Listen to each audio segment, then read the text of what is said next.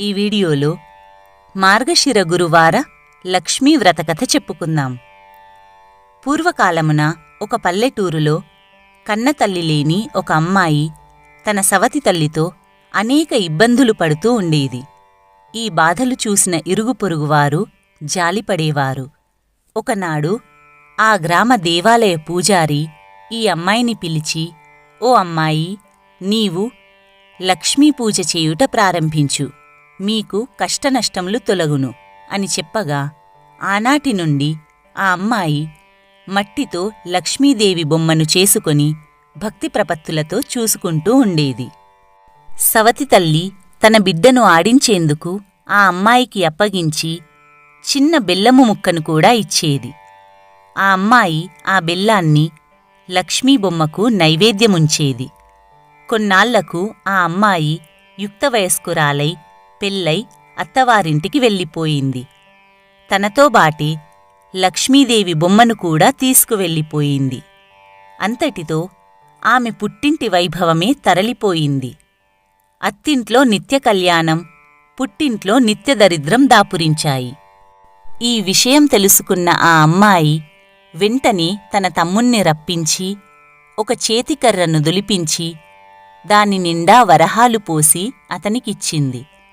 అతను ఇంటికి వెళుతూ దారిలో కాలకృత్యాల నిమిత్తం ఆగి కర్రను ఒకచోట చేరవేశాడు. అంతలో ఆ దారిన పోయే వాళ్ళెవ్వరో ఆ కర్రను తీసుకొనిపోయారు. తిరిగి వచ్చిన తమ్ముడు కర్ర కోసం వెదుక్కొని అది కనబడక చేసేది లేక ఇంటికి వెళ్ళిపోయాడు.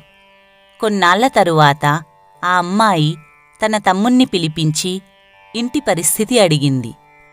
అప్పుడు అతడు ఎప్పటిలాగే దరిద్రంగానే ఉంది అని చెప్పాడు. ఈసారి ఆమె ఒక చెప్పుల జోడు నిండా వరహాలు పోసి పైన గుడ్డని కప్పి నాన్నగారికివ్వు అని చెప్పింది.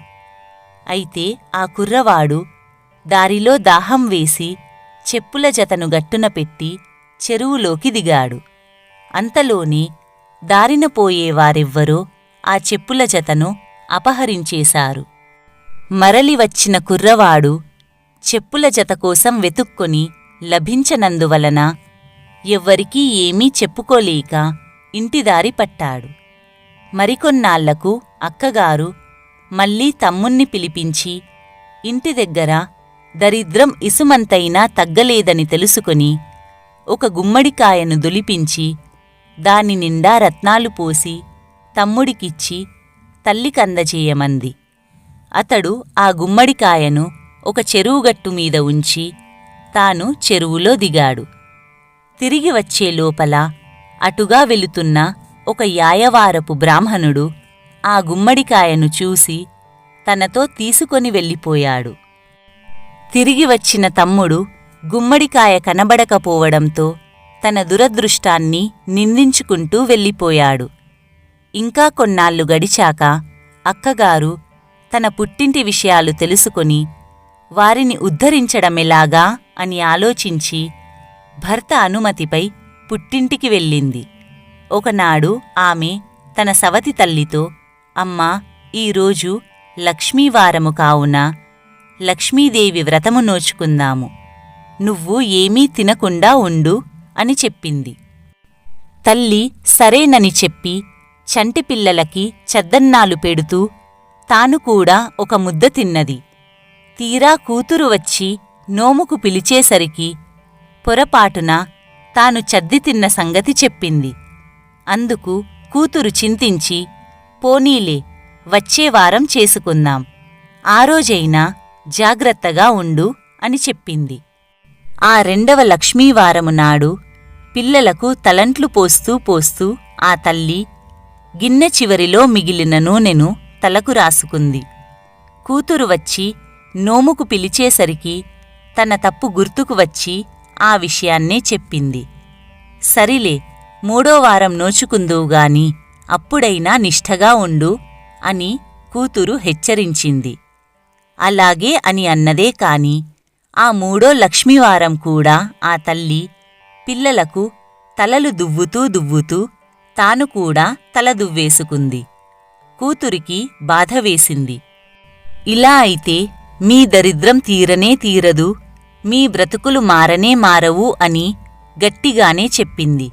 అంతేకాదు, ఆ 4వ లక్ష్మీవారం నాడు ఉదయమే తల్లిని ఒక గోతిలో కూర్చోబెట్టి పైన బల్లలు పరిచి తాను ఇంటి పనులు చేయసాగింది.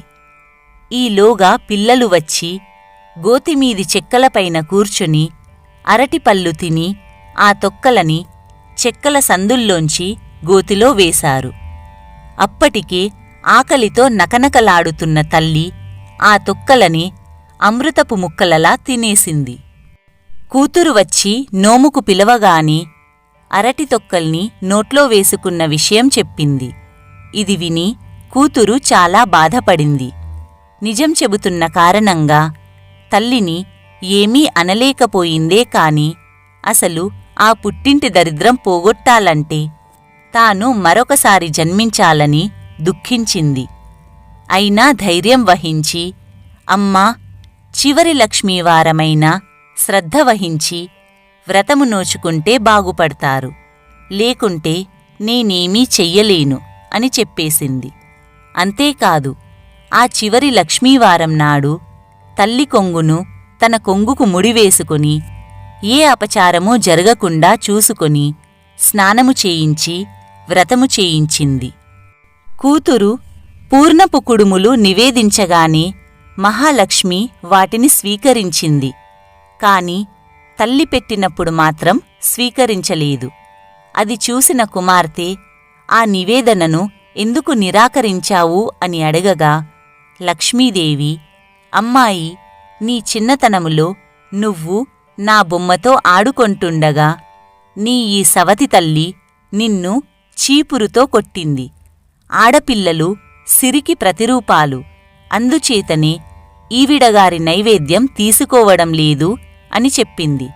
అప్పుడు ఆ కూతురు లక్ష్మీదేవికి క్షమాపణ చెప్పి తల్లిచేత కూడా క్షమాపణ చెప్పించగా లక్ష్మీదేవి ప్రసన్నురాలై నైవేద్యాన్ని స్వీకరించింది.